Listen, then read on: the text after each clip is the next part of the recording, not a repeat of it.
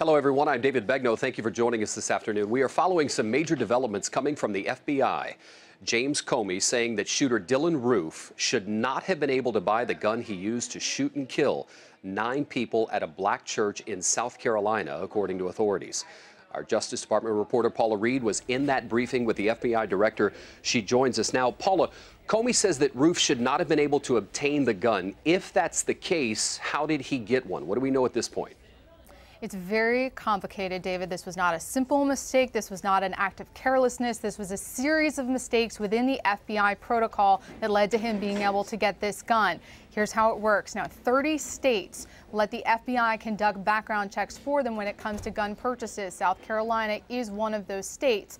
On April 11th, Dylann Roof went in to purchase this gun. When he did that, they gathered some biographical information about him, and then the FBI had 3 days to look into his past and decide whether or not to approve this purchase.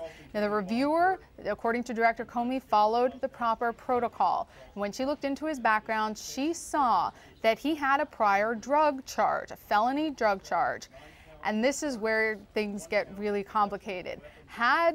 He just had a charge. That is not enough to deny a gun purchase. But the fact that he had actually admitted to having those drugs when he was arrested, that was enough to deny the purchase. But the problem is the reviewer never got the police report. She never saw that he had admitted to having these drugs. Now, why didn't she see the police report? Well, when she went into the database, she was looking mostly at Lexington County. She reached out to all the appropriate people, according to Director Comey. She looked into the court. There was no disposition for this case. She reached out to the sheriff. She also reached out to the prosecutor's office. The sheriff came back and said, you need to check with the Charleston Police Department. If she had done that, she would have gotten the police report. She would have seen that he had admitted to having these drugs, and that would have been enough to deny the purchase. But when she looked at the contact sheets, what they call it, that has the county and all the appropriate people she should have reached out to, the Charleston Police Department was not there.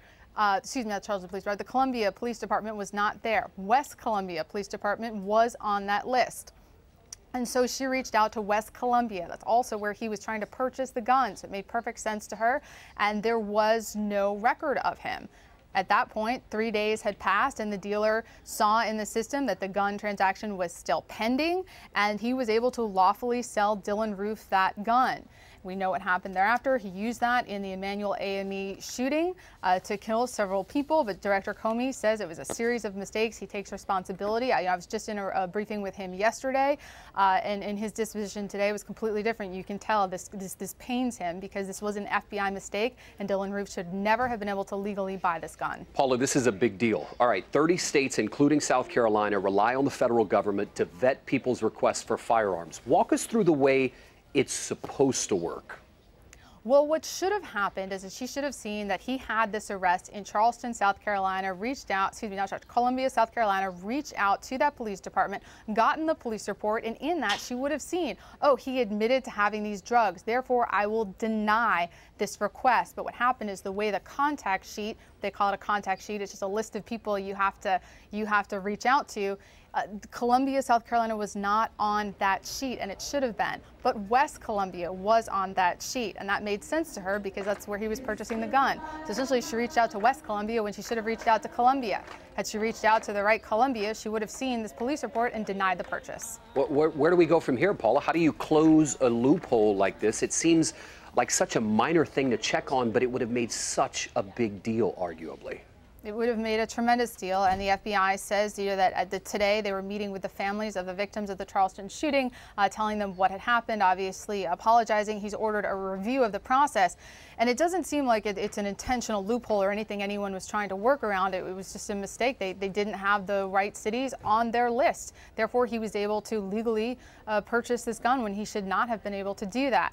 And again, the reason he shouldn't have been able to purchase this gun is because he had a prior arrest in Columbia, South Carolina, where he admitted to possessing drugs, and that, under the federal background guidelines, should have been enough to deny this purchase. Wow, a list that wasn't updated allowed this suspect to purchase a gun. Paula Reed, thank you for the very latest in Washington.